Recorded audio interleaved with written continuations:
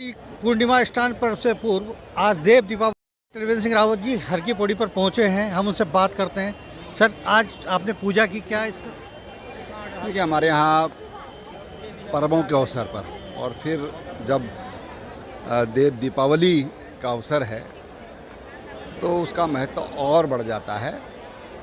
और जब माँ गंगा में दुग्धाभिषेक हम लोग करते हैं तो उसका एक ये महात्म्य है कि उसका एक अलग से ही पुण्य मिलता है।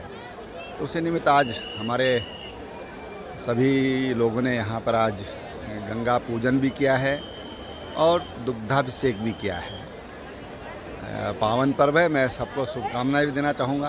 आप मिले हैं, आपको भी बहुत शुभकामनाएं देना चाहूँगा। सर, बीते कुछ समय से आपके पीछे एक इंटरव्यू भी आया था, आपने आत्मसंतुष्टि की बात की। आज माँ गंगा के तट पे आपने क्या प्रार्थना की? देखिए, माँ गंगा से ने तो हमेशा सुख और समृद्धि दी है, इस देश को एक पहचान दी है। और एक बार किसी ने पूछा कि गंगा का पानी है या क्या है, तो उन्होंने कहा पानी है ना जल है तो अमृत है। गंगा जल जैसा जल, निर्मल जल, ये दुनिया में किसी भी नदी में नहीं है। और इसलिए सबसे अलग अगर कोई है तो वो गंगा है। जो राजा सगर के जो पुत्र थे, उनकी मुक्ति के लिए भगीरथ गंगा जी को स्वर्ग से धरती पर लाए थे। और जो देवभूमि उत्तराखंड है, शायद इसीलिए यहाँ के जितनी भी नदियाँ हैं वो गंगा के समान है। ये माना जाता है कि जब गंगा धरती पर उतरी तो गंगा का वेग इतना था कि धरती के सामर्थ्य नहीं था उसको सहन करने का, तो शिव जी ने अपनी जटाओं में उसको ले लिया था। और तमाम जो धाराएं हैं आज, वो सब धाराएं गंगा स्वरूप ही पूज्य हैं, पूज्य मानी जाती हैं।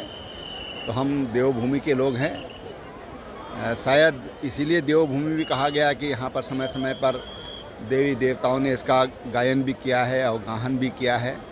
हम भी आज माँ गंगा के अवगाहन के लिए यहाँ पर आए। आध्यात्मिक बात के आप पिछले काफ़ी समय से आध्यात्म की ओर हैं, तो क्या राजनीति में त्रिवेंद्र सिंह रावत?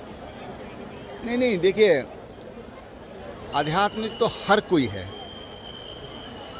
जो ये कहता है कि मैं आध्यात्मिक नहीं हूँ, वो भी आध्यात्मिक है। सच बात तो ये है, उसके बगैर तो कुछ चल ही नहीं सकता है।